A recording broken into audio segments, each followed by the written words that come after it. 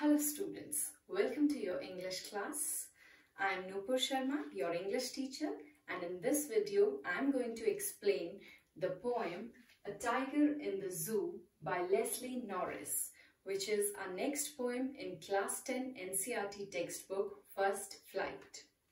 But before discussing the poem, students, I would like to narrate a short story to you all. Listen to the story very carefully. Okay, so once upon a time there lived a baby camel with her mother. And one day the baby camel looked quite worried. The mother asked, "Baby, what are you thinking? Is something bothering you?" The baby camel said, "Yes, mother." Hesitantly, the baby camel said, "Yes, mother, I have a question in my mind. Can I ask you something?" The mother said, "Yes, of course, ask. What do you want to know?" The baby camel said, "Mother, why do we have this hump on our back? What is the purpose of this hump?" The mother camel smiled and answered that, "Child, this hump is supposed to store water for us, and we can survive without water for days. So this hump helps us to survive without water in a desert." Now, the baby camel was satisfied with this answer, but she had one more question. She asked, "Mother, can I ask you one more question?" Mother said, "Yes, of course. What is your next question?" The baby camel questioned, "Mother, why do we have such long legs and rounded feet? I don't see other animals having such long legs and rounded feet." The mother camel smiled and said, "Child, these long legs and rounded feet help us to walk through the desert, through the sand comfortably, so that we can move comfortably in the desert and survive there in a much more convenient manner than any other animal or human being." So the baby camel came up with one more question. She said, "Mother, okay, I got it. Why do we have hump and why do we have long legs or rounded feet?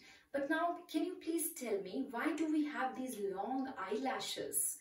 And sometimes I feel that they are hiding my vision also. So why do we have these?" The mother elephant answered, "No, child, you're misunderstood.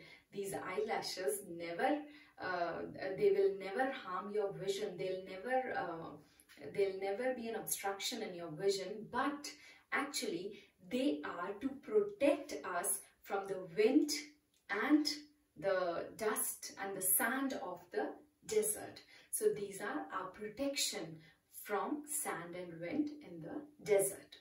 So now baby camel got all the answers. Now baby camel said, "Mother, okay, I've got it.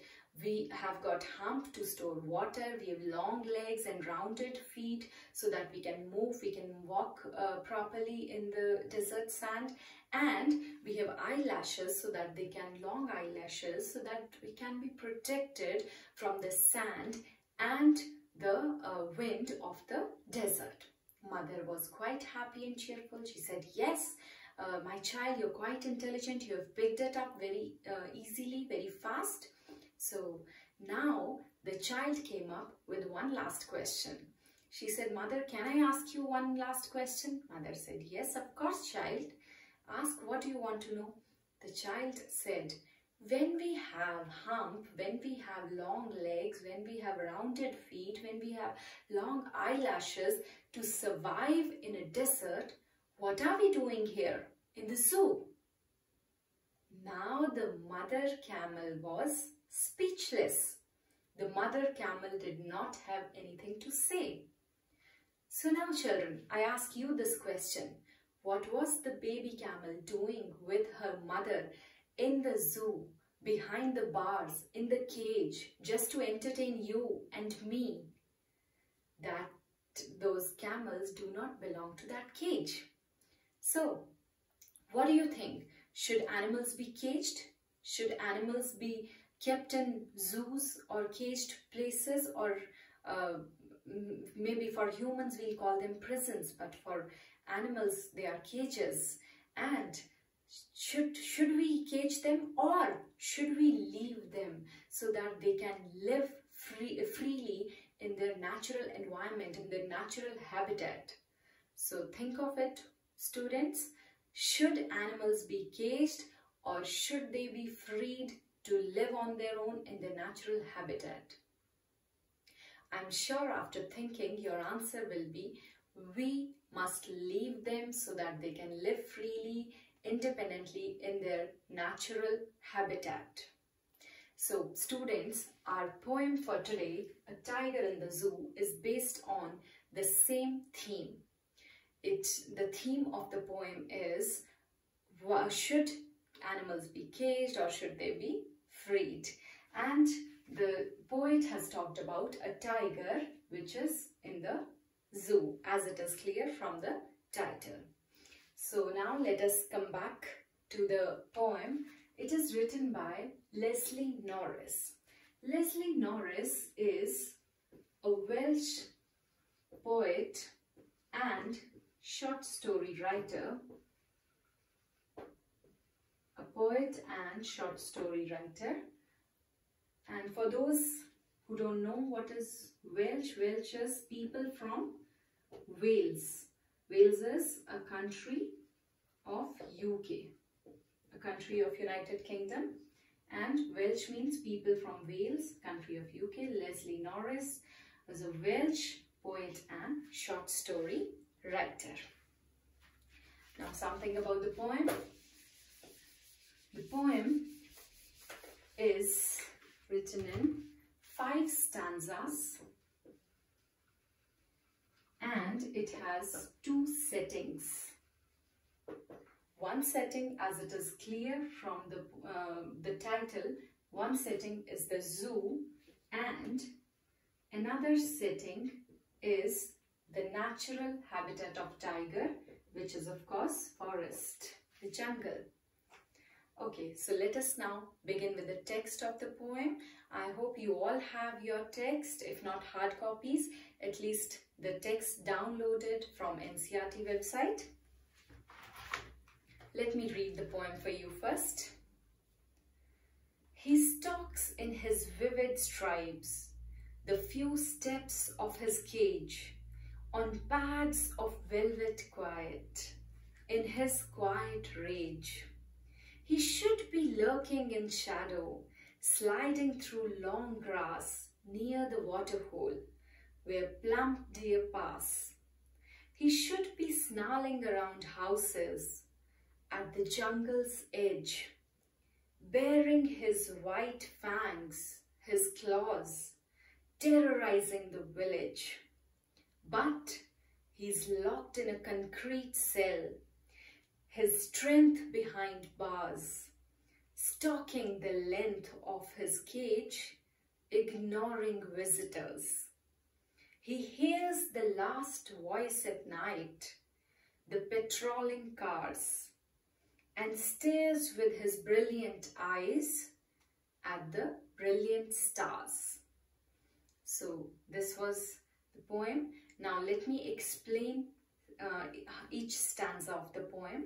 Coming back to the first stanza, where he says, he stalks in his vivid stripes. Now he here is tiger. He stalks. Let me give you the meanings of the words. So, he stalks. Stalks means to walk in anger or in dissatisfaction. To walk, to show anger, or when feels walking in a manner which shows your manner, which shows one is offended. So, stalks here means to walk, to show anger, or walking in a manner which shows that one is offended. So, who is offended here? The tiger. Why? stalks in his vivid stripes. Vivid is clear, which is clear or clearly visible. So his stripes, the stripes on his body are clearly visible, and he stalks. He's walking in a manner which shows that he is angry, or he's sad, or he is feeling offended. The few steps of his cage, few, very less steps of his cage. He's walking in and taking those very less steps. Otherwise, he's supposed to take huge steps all over the forest, but here he's taking the few steps which he can take in such small area where he is confined. On pads of velvet quiet, pads of velvet. So, velvet, you all might be knowing, is a cloth, type of a cloth which is very soft, and here the poet says that he takes those steps on pads of velvet quiet. Pads of velvet. What is referred as pads of velvet here? The feet or the paws of tiger, which are supposed to be soft as velvet.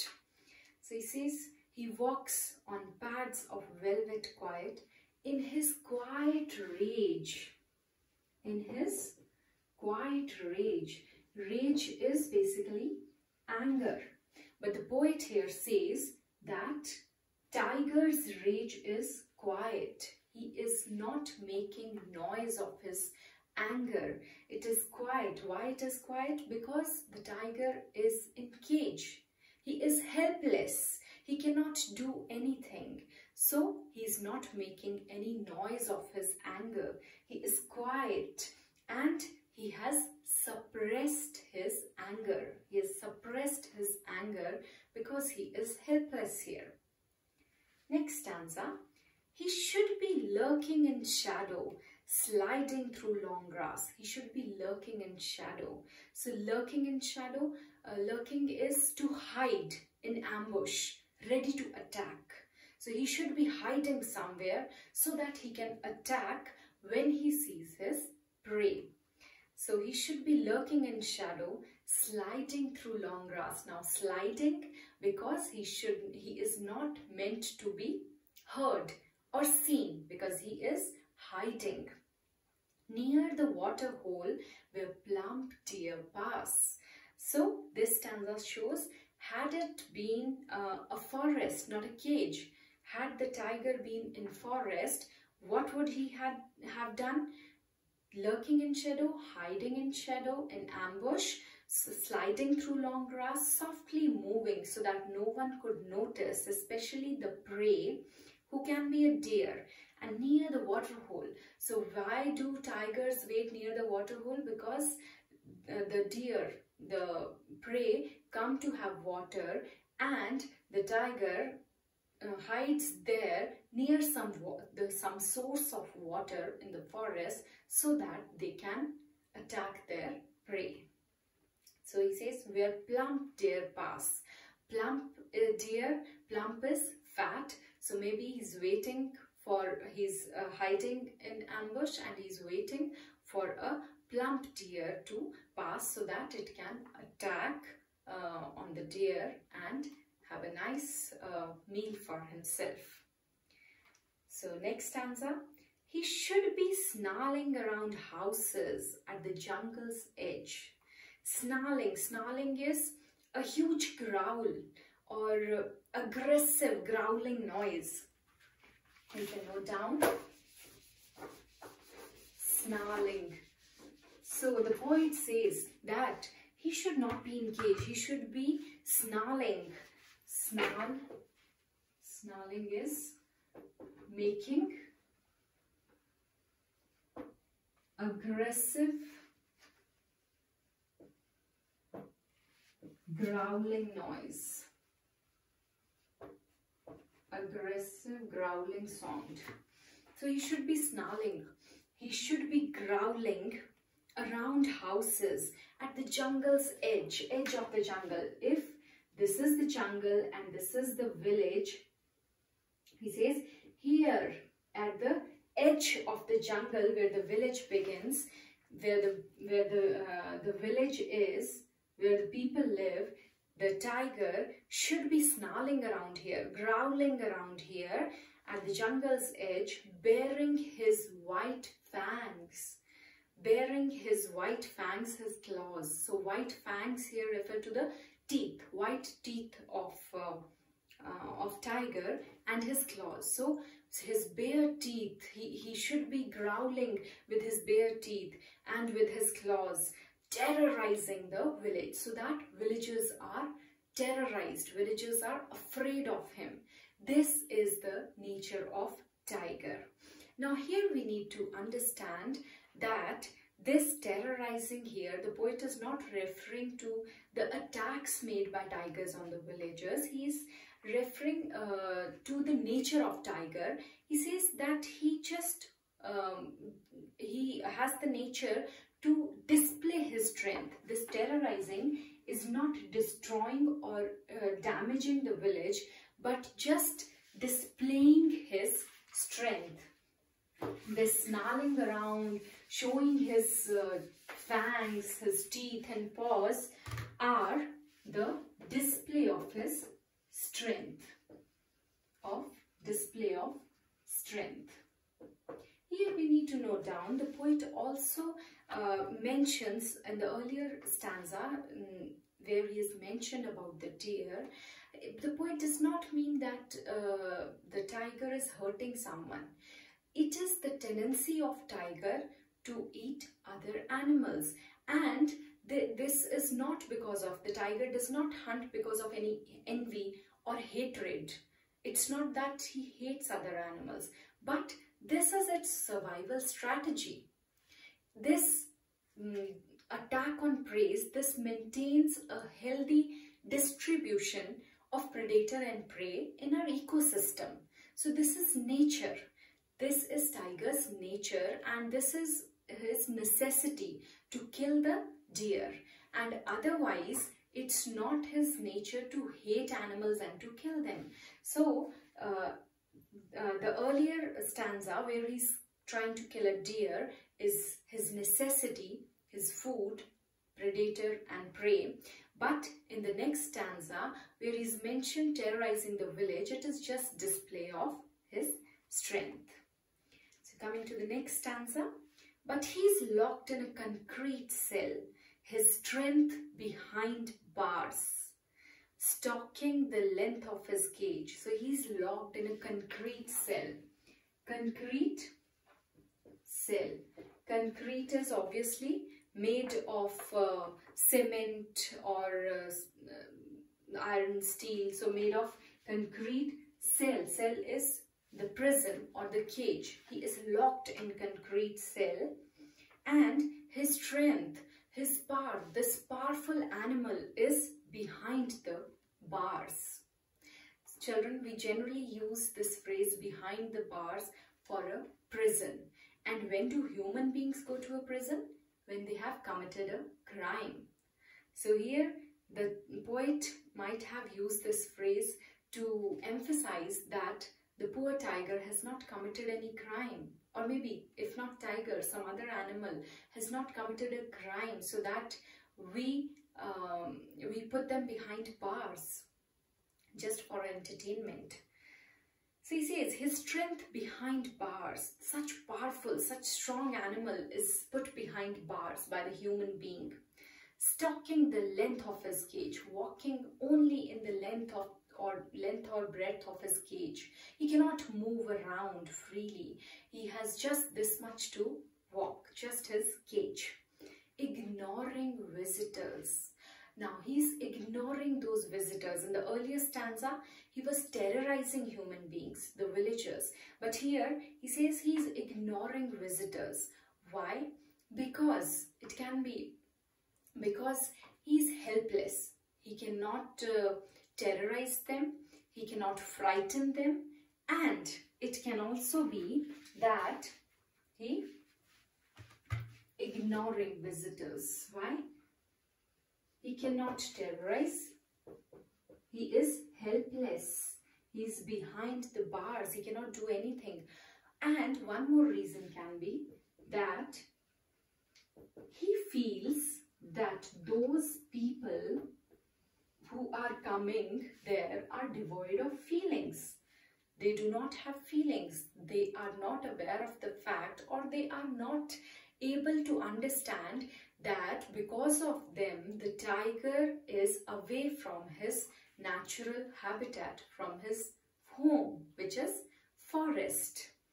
So he says, stalking the length of his cage, ignoring visitors. So that is why he is helpless and he is ignoring the visitors who he think are devoid of any feelings. He hears the last voice at night, the patrolling cars, and stares with his brilliant eyes at the brilliant stars. So in the last stanza, poet says, again, the scene is of prison. He says, he hears the last voice of the night is also heard by the tiger. So maybe he could not sleep. He could not sleep because he is not happy. He is unhappy in that environment of the zoo. So he could not sleep. And he hears the last, in the day he is disturbed by visitors, though he is ignoring them. And at night he is disturbed by the patrolling cars. Maybe the sirens of the patrolling cars or the noise.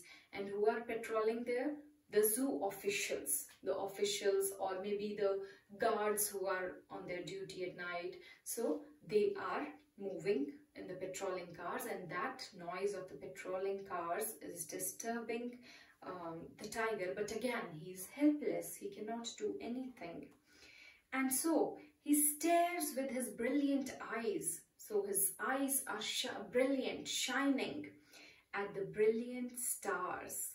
So see, brilliant is used for both the eyes of tiger and the stars.